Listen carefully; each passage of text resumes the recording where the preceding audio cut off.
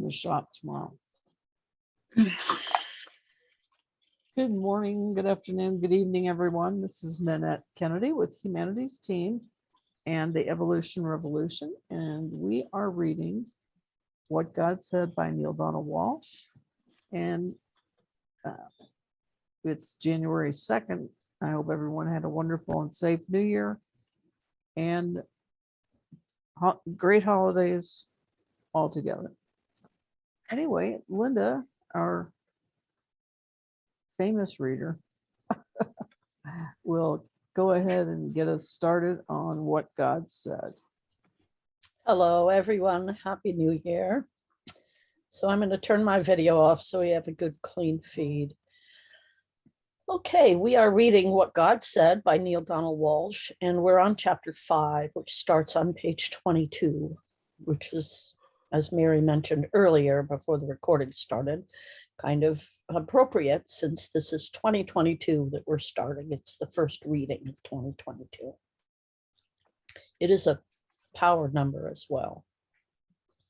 What is needed now on Earth is a civil rights movement for the soul, freeing humanity at last from the opposition of its belief from the oppression of the belief in a violent, angry, and vindictive God, and releasing our species from a spiritual doctrine that has created nothing but separation, fear, and dysfunction around the world. We need to replace this dogma, finally, with what my friend Rabbi Michael Lerner would describe as an ethos of unity and cooperation, understanding and compassion, generosity and love. The first step in this movement is to initiate a global conversation that begins with a rarely asked blunt question. Honestly, and without bias, would you say that our world's belief systems, including its religions, have produced the outcomes for humanity for which humanity has yearned? If the answer to this question is no, the next question must be, why do you think our belief systems have failed to do this? And finally, any beneficial discussion would lead to this inquiry. What beliefs or understandings do you feel would produce the outcomes humanity says it desires? These questions could form the basis of what I call the conversation of the century. And this is something in which all of us can take part. You could engage in the conversation of the century right now in the worldwide virtual community that gathers daily at the www.theglobalconversation.com website. This is an internet newspaper I created that relates the expanded spiritual concepts of the new spirituality to the news of the day, making spirituality itself vital again, meaningful again in our daily lives. You could also launch an Evolution Revolution group in your community right now, meeting in your home once or twice a month. Talking about important topics generates energy around them. Every major change that has ever occurred in our social, political, economic, and spiritual systems began when one person talked to another person about it. This may seem almost absurdly obvious, yet I observe many people who want to see changes in their world and in their lives, nevertheless saying, what can I do? What impact can I possibly make? So make no mistake, people are talking together about the same thing at the same moment. Make no mistake, people talking together about the same thing at the same moment become very powerful. So powerful that, as Victor Hugo said, all the armies of the world cannot stop an idea whose time has come. Rewriting humanity's cultural story to include expanded beliefs and deeper understandings about God and life, enlarging upon the primitive and simplistic beliefs of our past, is just such an idea. It takes time, but large clusters of people, whole societies, can have a change of mind about things. Martin Luther King Jr. helped create a change of mind about Blacks. Betty Friedan and Gloria Steinem helped create a change of mind about women. Harvey Milk created a change of mind about gays. We can all now help create a change of mind about God. A new gospel. To change the world's mind about God. What a goal. And that is the goal of the new spirituality. That is the goal of conversations with God. That is the goal of every soul who knows and loves God and who can no longer sit by idly and watch people grapple with teachings of a fearful, vengeful, violent God and ignore all the damning outcomes that such beliefs have inflicted upon the human race. Those of us in that group know that the first thing we must help people change their mind about is God's relationship to us. Then our relationship to God, and finally the relationship of all people to each other and to life itself. These three topics form the through line of the most important messages of the Conversations with God, summarized in chapter 2. I believe with all my heart that these messages provide a pathway to the kind of life experience for which Earth's people have yearned, both individually and collectively, for thousands of years. Please note that I said a pathway, not the pathway. My choice of words was specific and deliberate. Conversations with God offered humanity a new gospel in the book Friendship with God. That new gospel includes the summary in chapter 2. So let's start there. Let's begin our exploration of this 1,000-word summary where it ends. Let's start at the bottom and work our way up. End of chapter. Thank you. In the first couple paragraphs, he mentions Rabbi Michael Lerner. I don't know if any of you have ever had the pleasure. Get off of there. Cat. I was going to say, what happened to you? Where did you go? It was a little bit ghosty also, huh? Yeah. So's the cat. The cat is going to be ghostly. Ghostly, Anyway. okay. Mostly ghostly. Mostly ghostly, postly. Anyway, Rabbi Michael Lerner is he's a very kind and intelligent man. And I told him after I'd spent some time with him, because Humanities team had him speaking locally here. We sponsored him, and he's built just like the late Desmond Tutu. He is about the same height. And I told him, I said, afterwards, I said, you're so intriguing. You remind me of a Jewish Desmond Tutu. And he burst out laughing. But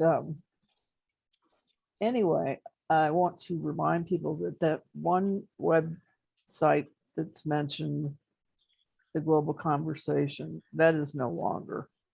So don't spend any time looking that up. But that's what I have to say about this chapter so far. Anybody else is welcome to speak. And hello, Miss TTC or TCC. Anne, also known as Anne.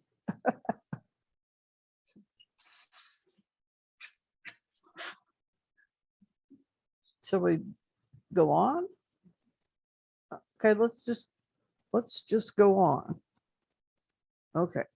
I'm thinking, ahead. about if I may say one sentence. I was thinking this if everything is God, and I don't know if everything is God's will, but also He expects our will. So why we have all this time in all history of humanity so many I would say, unsuccess to return to the God. He wants all this that is now. And we are trying hard, but we are here where we are now.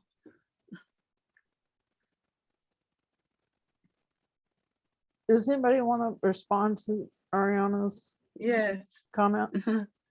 please.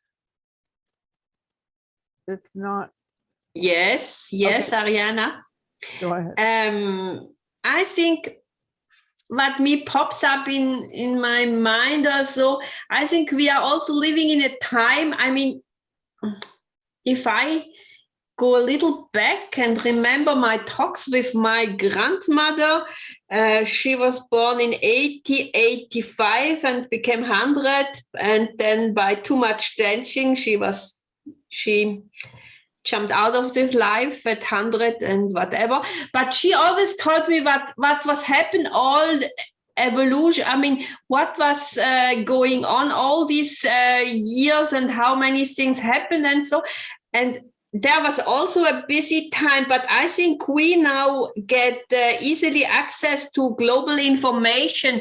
And this also makes it so much troubling more because 50 or 100 years back, I mean, people did know what's going on in their area and a little bit around. And now we are aware of a lot of things, what's going on whole. And I don't think that's much worse than in olden times, because, yeah, I mean, we always remember the good things and try to leave the bad things behind.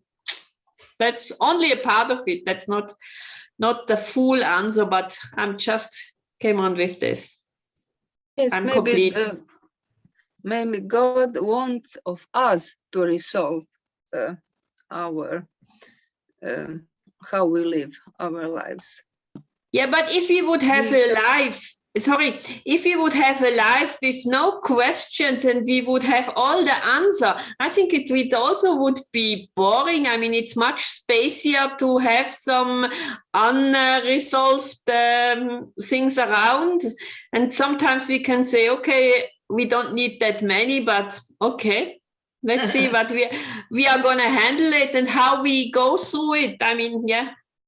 I don't have the answers, so I try to live into it. Sometimes I get it, and sometimes I have to take myself out, or how do you say? I try to bring myself out of my way and to find a new way. So something like this. That when you said we don't have all the answers, that makes me think of that, like the Letters to a Young Poet by Rainier Maria Rilke. And there's part where he says, you know, if you had all the answers now, you wouldn't understand them anyway. So live the questions, which I think is very profound. The other thing, profound. yeah, the other thing that comes to me in this discussion is the pendulum swinging. It's like we're not settled here. So like everything contains its opposite, like from the Dao De Jing, the way we understand what tall is because short is a thing. Like we need the opposition to understand the thing. So how we know what we don't want is by seeing what we don't want. And then that helps us understand what we do want. You know, like seeing people be cruel helps us go, I don't want to be that. I want to be loved. So that's what I think about what you asked about, Ariana, is that it's a question of the thing containing its opposite here in the dualistic 3D world, you know, Yeah. and the pendulum swinging, swinging, swinging, and all that. That's what I have to say. Thank you. Yes. That was a great comment. Yes. Thank you. Mhm. I got something to add if I can. Oh, go ahead. I didn't really understand the question, but I'm kind of following the answers. So, if you excuse me. Anyway, Mm. what I kind of so I'm from another angle anyway. What I'm kind of getting recently Mhm. is that it's a unity, you know, that I'm getting it, like, if you see what I mean. And once I've been feeling that, been working through the wisdom healing qigong, through connecting the life inside of me with the life outside of me, and the flow happening between us and within us, and that it's all one. And what I'm learning just for myself, with all my judgments that I'm trying to sort of work with, my judgments, and I'm learning. So unconditional love means you don't put a condition on the other person. So there's this life flow that's happening through us and around us. It's everywhere. It's all a unity. And we've been in this duality and this fighting and this killing because we're killing what we don't like. The judgment, the thing we don't like, we're killing that one, you know, and that comes from all angles. They don't like that one, and I, you know, it's happening everywhere. And also we're putting a kind of a pattern, you know, of energy, of words out there, like a wallpaper. We're creating a wallpaper of duality. Well, that's as far as, you know, so my feeling now is notice what's happening in my body. Take it all as important wisdom expressing in, I don't know what it's saying, but allowing it and giving it importance, knowing that there's some kind of something is going on because the body is reacting, and working through this to find a place of peace and restoring the peace within. And then I feel that's flowing, so that can flow around and not engaging in this duality. That's it. That's my revelation of the moment. Thank you. Thank you. Linda, did you want to add something? No, I'm good. Okay. Romy? Okay, No, I think, ouch. I think, ouch, this kitten is biting me and is not pleasing me.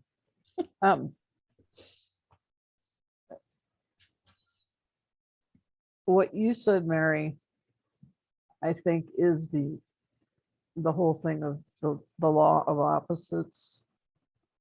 And I know Neale's talked about it in previous books, but I think your comment was very pertinent to what Ariana was talking about. And it reminds me of when I was a child, and we used to have somebody came into our home and helped watch us kids and make some meals because my father was very ill and my mother was always at the hospital with him. And I always wondered why she would put in this little tray of muffins in her bare hands into the oven. And I was young enough not to get the fact that when they came out, you couldn't do the same thing. And I reached up and said, you don't need one of those. And I grabbed this hot pan and burnt the heck out of my hand.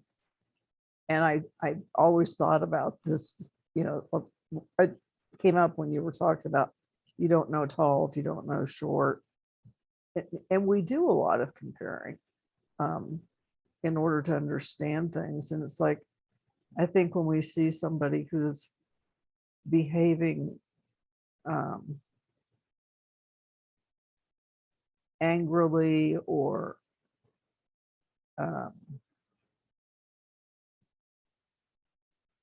rude, whatever it is, to me, it says, oh my God, I hope I never sound like that. Or,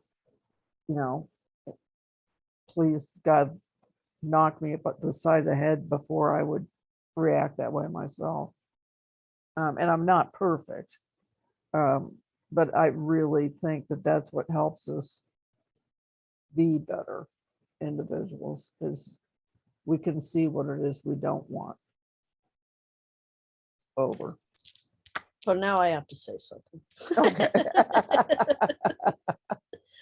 So I think the thing that's so easy to forget is that we're the awareness of these things. We're not our body even.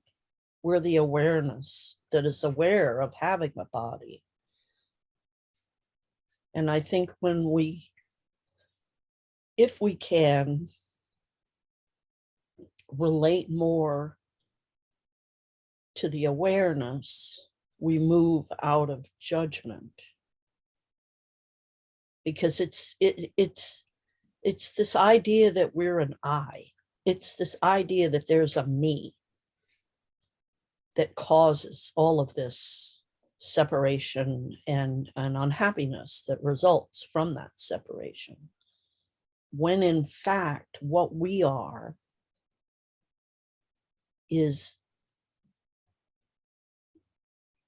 divinity having the experience. So we're the awareness of the experience. We're not the experience. So whenever we're caught up in judgment or looking outward and seeing what's wrong, we're in separation mentality at that point. Because there isn't anything, I say this all the time, there isn't anything out here, right? It's all an inside job. It's all being created from within us. What we think, what we see, what we feel are all our own creation in response to what we think we're experiencing. It sounded very A Course in Miracles-ish. Yeah, although it's actually, it's in there too, but it's very hard to find in Course in Miracles, I feel. Yeah, that's a whole, I'd love to even just have a whole hour on that, because I was part of A Course in Miracles, and something came up one day, and I don't know how the subject was brought up, but it was something to do with rape. And the leader of the group said, I can't remember how she worded it, but it made me feel like she didn't believe that I had gone through such an experience. And that really put me off of A Course in Miracles. And Here's my take on A Course in Miracles.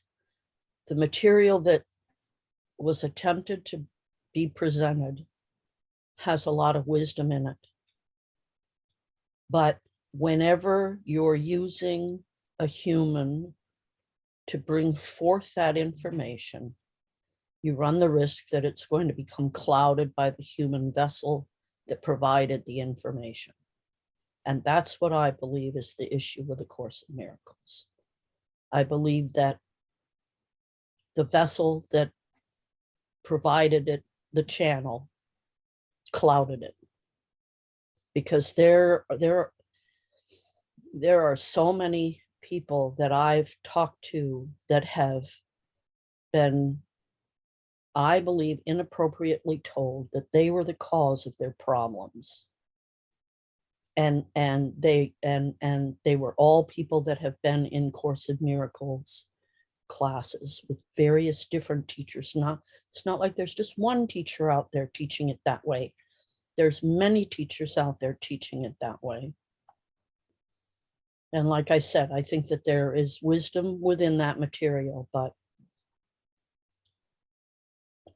That's people kind of a were- black cloud over it, though. it is a black cloud over it. It Um, is a black But cloud. Linda, when you just perceive or sense that the people are gonna clouden the information, how would you do it without it?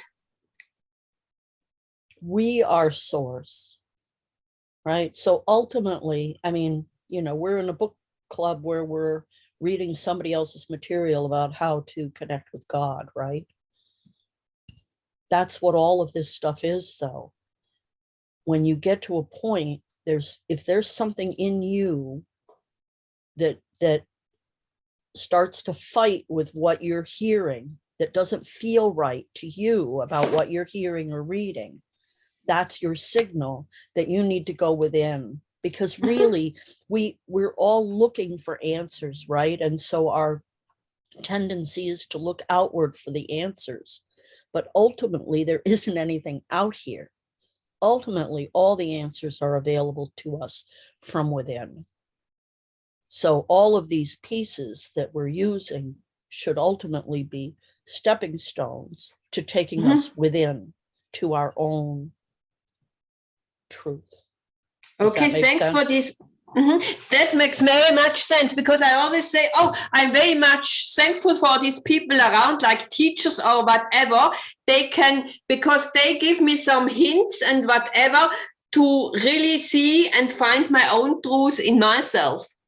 So, Right. okay, that's it. Thanks. That was well said by both of you. And I'm really I like glad. your cat. She will prevent us with some answer. Huh? He's driving me crazy. He's cute. You say, I am cute and I'm going to steal the show. Oh, well, a beautiful cat, man. Just bite her on the ear. I think she will like it. You know what? I've done it.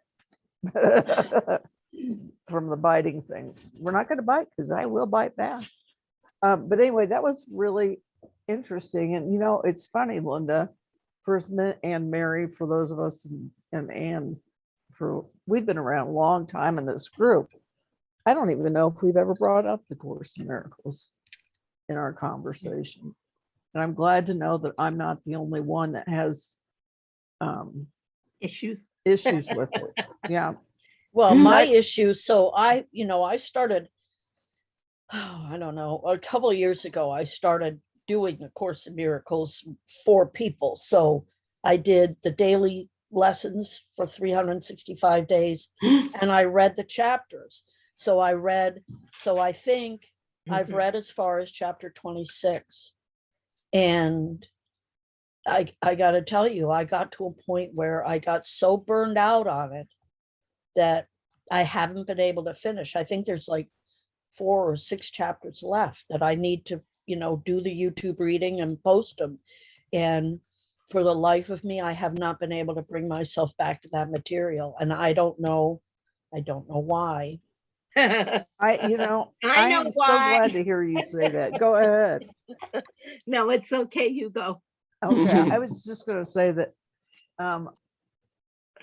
I've got it. I was so excited to get it. I asked for it for Christmas one year from my ex-husband, and I was so thrilled. And at that time, and this was probably 10 years ago, 11 years ago, I'd heard about it. It wasn't like I didn't know about it, but for a lot of people, all I heard was, God, if you haven't done that, you got to do yourself a favor and blah, blah, blah, blah. And I knew I probably didn't get, I was probably doing it for 3 to 4 months. And I was so insulted by what the leader of the group had said. And I wasn't trying to feel that way. And I wish I could remember verbatim what she said to me. It just made me go, hey, well, I cried. In fact, one of the people that were in that group was somebody that I worked with who's now on the other side. And he called me the minute that thing was over. And he said, are you doing okay? And I was crying. I said, so I guess not. But I'm just glad to know I'm not the only one. No, you're not. Anybody else? Yes. Now I would like to say something now that you're done. So I have this book called Messages from A Course in Miracles or something like that. I found it in a bookstore when I was browsing through the spiritual section, and it's full of these amazing nuggets of wisdom. And I love that book. And I finally found it in my stuff unpacking, and I'm going to look at it again. But like, that was my introduction to A Course in Miracles. And then I read some Marianne Williamson books, and she mentioned it. So I was prepared to love it and find so much wisdom in it. And I started reading it, and it's so murky. That's what Linda was saying. It's not a clearly channeled piece of material, in my opinion, at all. Because to me, the point, so I am a writer and an editor, and the point is to communicate. You want to communicate the essence. And that thing is so murky. It's like I'm reading it and trying to find the point of a sentence, and it's like, oh, it was awful. So I tried. I gave up really fast. And then I was listening to Linda reading the chapters because I adore Linda, and she's one of my mentors here, you know. And I would listen and I would fall asleep. And then I just quit listening. And I remember, Linda, you said that's because you're resistant to the material. And it's like, that's very likely, because I did find it easy to resist that material, let's say. But the other thing I wanted to say that relates to what we were talking about before we started talking all about A Course in Miracles was like, the words are all just signposts, and it all is what's inside of us. All the wisdom is inside of us. And what I think about is the Dao De Jing, and I think it's really funny because it starts out with the Dao that can be told is not the real Dao. And then he goes on to write a whole book about it. But it's like the words are signposts. That's why I love the Dao De Jing, because it's full of those kind of mind twisty things that take me outside of mental, you know, straight lines. Anyway, it's like all the words, like the words cannot contain the truth, because the truth is what's inside of us, right? That's all. I'm done. That's very interesting. And I will make this very short because I would like to read another chapter. I had a professor, because I did studies in world religions as my minor. And he said, he was trying to explain what you were just saying, and Mary. And he said that, for instance, a stop sign is something that points to something else. It's not in and of itself, it doesn't do anything. It's we agree to stop at a stop sign. And he gave a lot of examples of that, and it took me a while to figure out that MOON was not the moon. It's what points to what is the moon. So anyway, and welcome, Mirko. Shall we go ahead? Sounds good. Yes, Okay. yes. I may have one, Sure. only few words. I am also reading Course in Miracle 1 year, and I think that is important what resonates in us. I remember some words, for example, here I am, Lord, or give all to Holy Spirit and ask me, Jesus, what is the will for you? I don't know, this resonates in me. And I'm looking from this point of view that when I'm reading, for example, Course in Miracle, I can't perceive all, but only some words, some what is in accordance with my inner insight. I speak English very good, and it's a little hard to explain. I get it. Yeah. Yeah, it makes sense. I was sitting here nodding and then I realized I turned off my video. But you make sense. Okay. All right, let's go ahead and thank you, everybody. That was an interesting discussion, unexpectedly. Unexpected topic, but anyway. All right. Okay. Linda, go Okay. ahead. This is chapter 6 of What God Said. We're on page 25. As we look at the 25 core messages emerging from conversations with God, last to first, I'm going to devote one chapter to each and divide every chapter into 2 sections, meaning and application. Thus, we'll expand in 2 ways on the messages themselves, taking many people who have not had a chance to go there before into new territories. Here then is our look at the most daring message of all. This is CWG core message number 25. Let there be a new gospel for all the people of earth. We are all one. Ours is not a better way. Ours is merely another way. This was for me one of the most wonderful messages in the dialogue with divinity that I had the wonderful fortune to experience.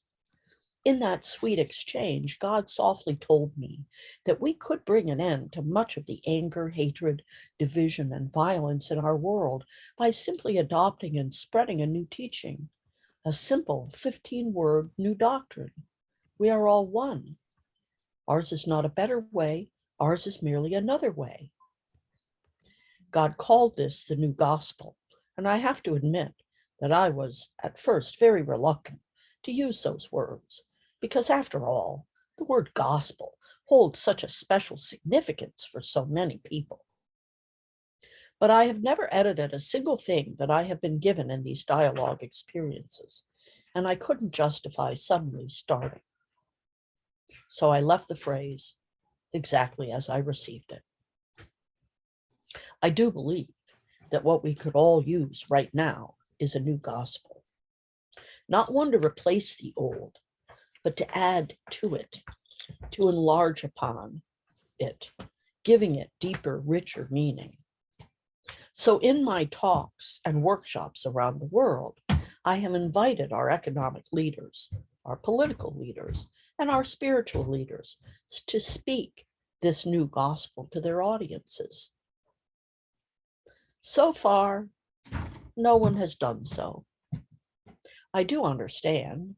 I know why not one major world leader, not one global spiritual figure, not one titan of business and industry has dared to utter those words from their podium and pulpits and boardroom tables. They simply don't believe it would work, that it would ever be accepted by those who would listen to them, who look up to them. In fact, because of the very positions these leaders hold, they may feel that they have to declare exactly the opposite. Why would anybody follow them if they did not announce that their way was a better way? Yet nothing blocks the creation and sustaining of peace in our world more than thoughts of superiority, especially if they are accompanied by righteousness. And sadly, this sadly is what we are seeing more and more of in our increasingly polarized society. Not only our leaders say, do we have a good idea, but it is the only good idea there is. Our way is the right way. Everyone else is not only wrong, but bad for even suggesting something else. This is what our exchange of views is sounding more and more like each day. And it is so sad that we don't even notice that we are creating the polarity ourselves with our righteousness. As pointed out here earlier, when humans believe they are right about something, some of them, perhaps most, hold on to their views tenaciously, even when facts reveal their viewpoint to be inaccurate or render it obsolete. It is true that people can change their mind about things. Harvey Milk, Gloria Steinem, Martin Luther King Jr., and others, God bless them, proved that. But it is not an easy task to help them to do so.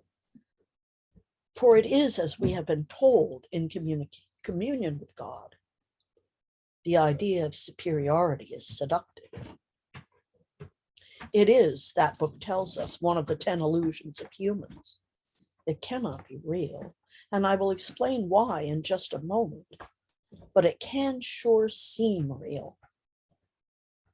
And it feels so good. Nowhere is the idea of superiority more pervasive than in religion, another point made earlier. That is what makes the new gospel so dramatic and so striking, so challenging for so many people to embrace. Yet precisely because it is challenging, it invites our closer examination. So let's take more than a surface look at it. Is God not everything? The new gospel begins with the words, we are all one. Thus, this final revelation in the 25 core messages of what God said brings us right back to its first revelation, closing a circle. The first message is, we are all one. All things are one thing. There is only one thing, and all things are part of the one thing there is. If that opening statement is true, it carries with it an important implication, a remarkably important implication. That would amount to a major expansion of humanity's previous understanding of the relationship between God and man. The implication, of course, is that if everything is one thing, and if we are part of everything, which we obviously are, then we are part of God, unless God is not part of everything, but stands outside of everything, in which case everything is not everything at all. This is, in fact, what many people believe. They believe that they are essentially two things that exist in ultimate reality. One, everything that is, and that which created everything that is. In this cosmology, God stands outside of everything that is. In order to conceive of this, many people define everything as only that which is physical, and define God as that which is spiritual. Yet this is an unfair delineation because it gives an altered meaning to the word everything. It also forces us to assume that we are not spiritual, or that if we are spiritual and physical, the part of us that is spiritual is not a part of everything. Because, by simple logic, if the part of us that is spiritual is included in what we call everything, then a God who is spiritual must be part of everything as well. This leads to some of us to take all sorts of twisted pathways and to use every kind of tortured logic to explain how a God who is spiritual but not part of everything, even though the part of us that is spiritual is. Presumably, God's spirit is a different kind of spirit, a different type, not simply grander or bigger or more powerful, but a different type altogether, a type that does not fall within the category of everything that is.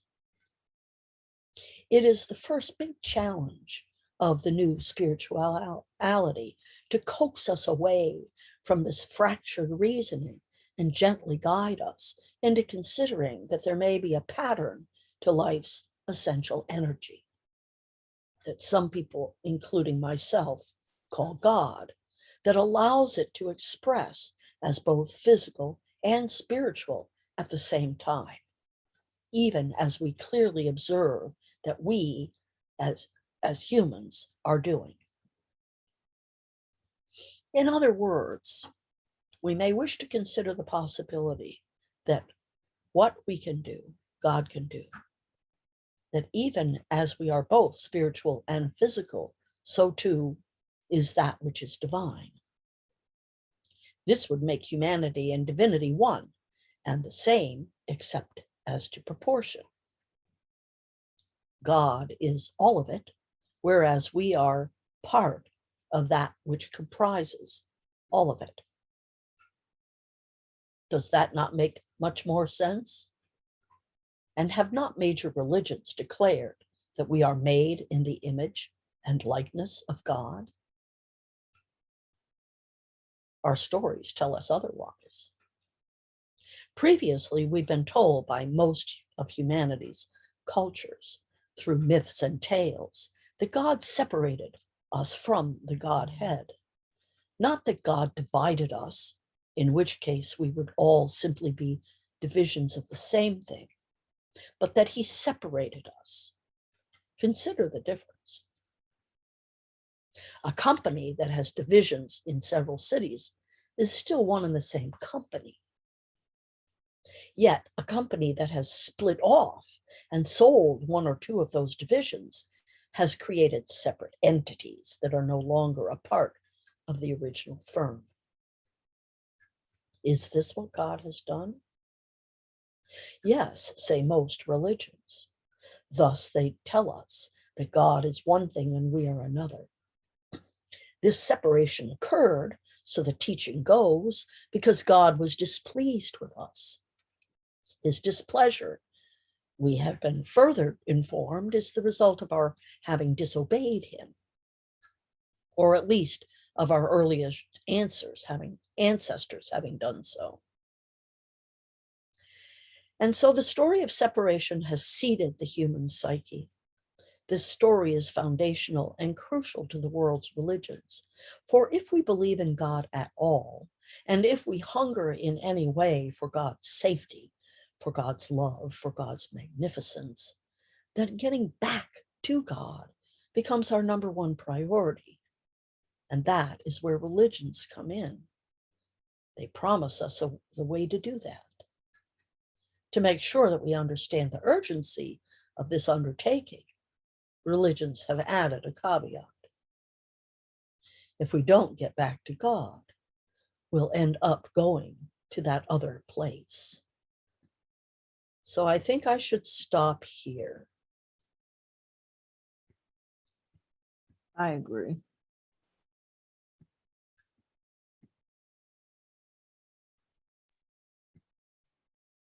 Does anybody want to make it very succinct and I have two things. I just came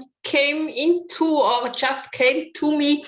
I want to, at the end, I have a short prayer I want to share with you tonight.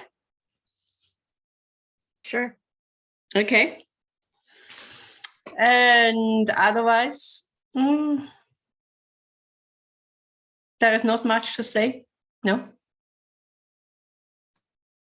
I'm Anne? complete. Okay.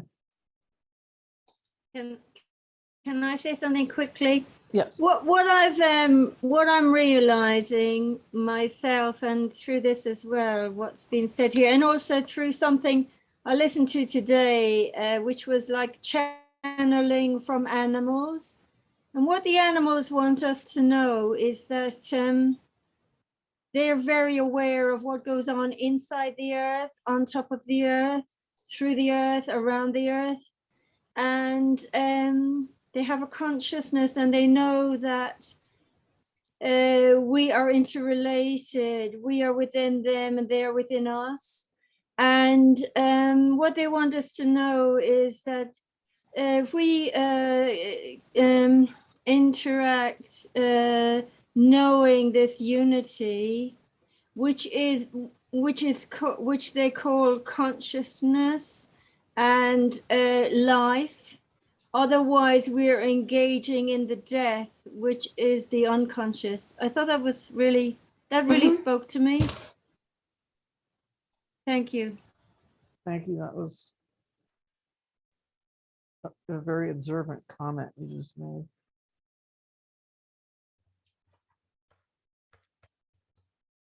Well, it's, Well, let me just say, it's all consciousness, right? There isn't anything that isn't consciousness.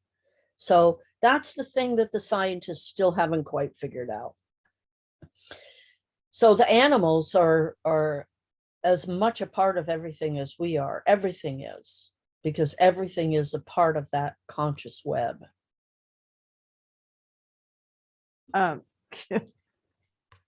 it's interesting because I can remember when I was very young, like 10 or 11, something like that. And our family dog died. And from my Catholic school days, it said that animals don't go to heaven. And I remember my mother saying to me, she goes, well, I disagree. You know, wherever it is we go, we all go. And it's, you know, so something you just said, Linda, made me think of that. And anyway, I'm complete. And given that it is about 1 o'clock in Colorado, Mary, would you like to close us out? Didn't You're Romy have a prayer she wanted to share? Oh, that's She right. could Sorry, close sorry. out. She's Go ahead. muted. You're muted, Unmute Romy. yourself, Romy. Okay. Okay. Okay, it's first gathering at the beginning of a new year. I want to share this short prayer with you, thankful for our communion and the time we share. Mother Nature, my spirit guide and guardian angel, surround us with joyous, loving white light. Send our grounding cords deep into the earth and connect us to the universal truths. Show us all that is good and guide us on our journey towards answers. Amen. Amen. That was, Thank you, Romy. yes, thank you. Amen. Amen. Amen. Sorry, I got short timers.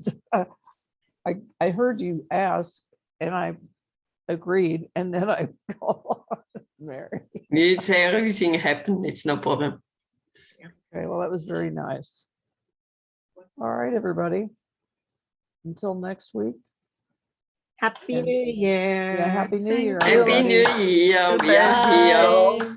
Thank And you. I will Bye. see you guys in the Facebook pages. Yeah. Thank you. All Okay. right. In Bye. the Love you all. pages. Thank you. Bye-bye. Bye.